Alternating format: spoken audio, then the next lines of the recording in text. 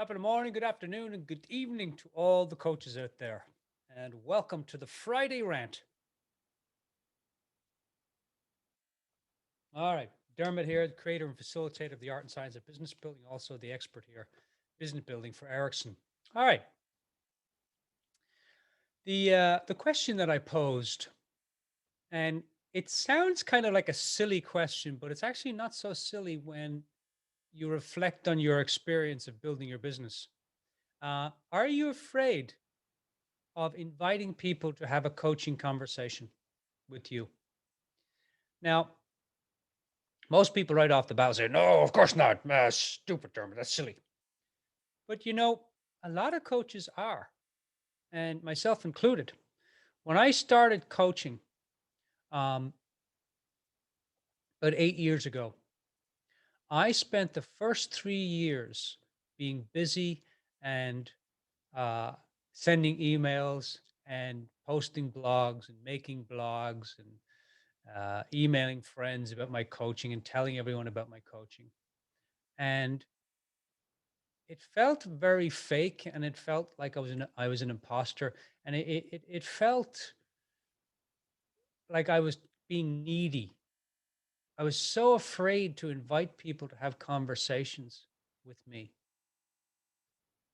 And I know a lot of coaches, coaches that I coach one on one, and also coaches in the business building program, the art and science of business building. They struggle with this too. It's not it sounds kind of silly. Oh, I'm a coach and I love having conversations, but I'm afraid to invite people to have conversations. Like, coaches are great when we're coaching. We love coaching. It's all good. But it's inviting people to have conversations, and especially when they're paid conversations. The fear level goes up, you know? Now, I was very surprised, I have to say, at how much fear I had around inviting people to have a conversation. I was very surprised by that because I came from the world of self-development. I was telling people about workshops and had done consulting with people and mentored people. But coaching is very different, and especially when we bring money into the forum. We're like, oh well, I don't want to come across as needy, and I don't want to come across as I'm trying to get people's money or sell them something. And I really understand that. I went through about 3 years of that. Um, but but what really helped me was to look at my business from a place of service. Because service is not something you do. Service is a place, it's a value, it's a feeling, it's a being, it's a way of being.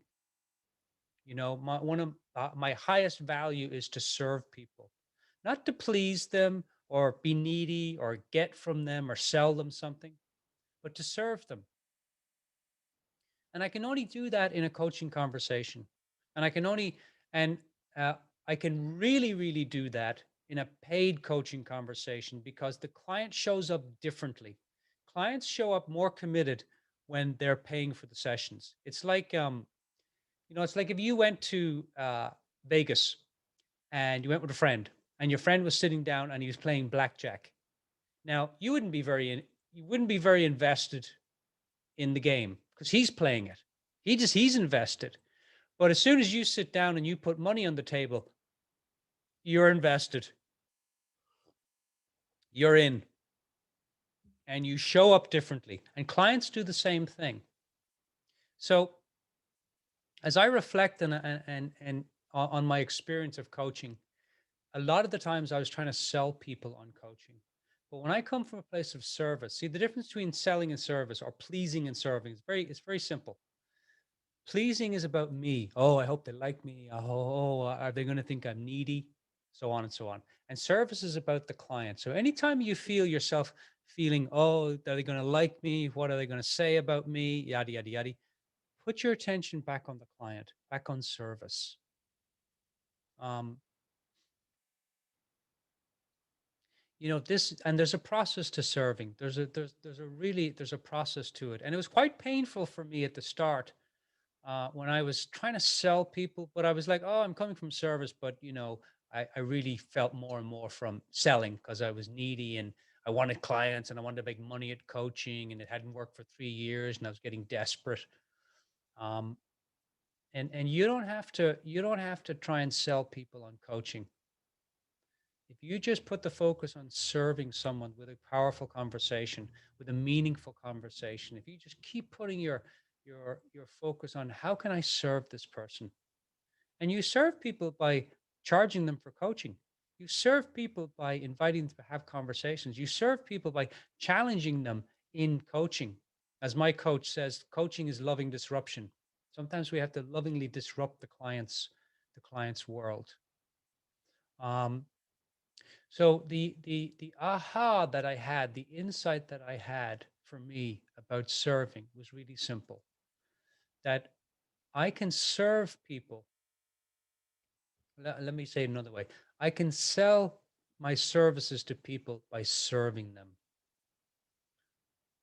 Trying to sell by selling doesn't work.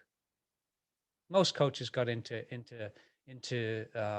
being a coach because they love serving, they love helping, they love seeing the smile on people as they go, "Oh wow, yeah, maybe I can do this. Oh wow, yeah, I see the possibility here." That's what we do as coaches. We have such an amazing job. We get to show people possibilities that they did not see before. It's like coming out of the dark. Now they see. Now they see something they didn't see before. That's really amazing. So my big aha was truly that I can build my business from a place of service. And all I have to do is keep asking myself, how can I serve this person? What does my business need? How can I serve my business today? How can I serve my bank account today? How can I serve this client? What is it this client needs? What can I offer that would be in service to this client? It's a great question to ask yourself. What if you could build a business through service, not selling, but what if you could build a business through serving? That's the key. That's where the love, that's where the joy, that's where the money comes from, is from serving. As Yogananda, the great Yogananda said, life should be chiefly service. So I hope that was you find that helpful. Wanted to share two things. The Coach House Cafe is coming up on December 9th at 7 p.m. Pacific. I'll leave a link down below. We're going to be talking about serving clients and creating wealth. And so it's kind of a continuation of just my little Friday rant here today. So please come to the cafe. If you're starting out, you're looking to build a part-time, full-time business, you're looking to get help. By the way, you can't do this alone. My mother said, you alone can do it, but you can't do it alone. You got to get help. If you want to really succeed at this business, whether it's part-time or a full-time business for you, you got to ask for help. And the Coaches Cafe is a really good way to begin your coaching journey, whether you're still at Ericsson or you're finished school or you're just starting out to build a business. So that's one way that I can certainly help you to start building your business. And that's no charge. That's a free cafe every month. Um, Second way is I have a new program called the Club Fearless. And Club Fearless for Coaches is a monthly program that we're going to be doing. Um, so it's a very low commitment in terms of just starting out. And it's for coaches who um, are wanting to put their toe in the business building water. Maybe they want to see what it's like to start looking at building a business, but in a safe way, in a doable, easy way. Maybe you're just finishing school and you're wondering, how do I start? Where do I begin? How do I get clients? Where should I even begin that process? How should I be thinking about my business? What are some elements, some things that I need to think about in terms of having a business coaching practice? Because the skill of coaching is very different to the skill of business building. Two completely different things, like apples and oranges, clowns and rodeo clowns, completely different.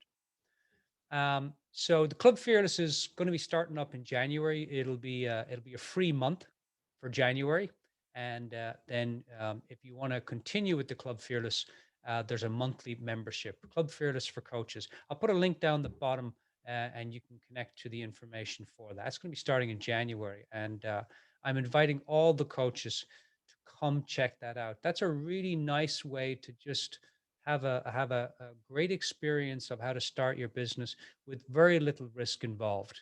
It's I think the charge is 190 per month, and you get to be with me 2 times per month, every second week for 90 minutes, and I'll be doing masterminding in there.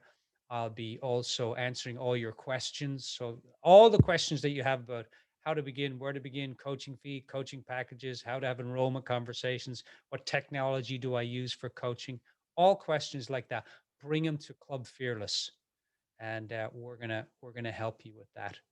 Um, and as I said, it's 2 90-minute, 9-minute classes, and 30 minutes of that I'll be coaching. I'll be doing the last 30 minutes of each class. I'll be coaching a student in the class for 30 minutes. So you'll get to see how I coach, and it'll help you as well with your coaching. You'll get to see different styles of coaching in that. So feel free to reach out to me if you have questions. I'll put the link down the bottom for the Club Fearless. Starts in January. As you can tell, I'm very excited about it.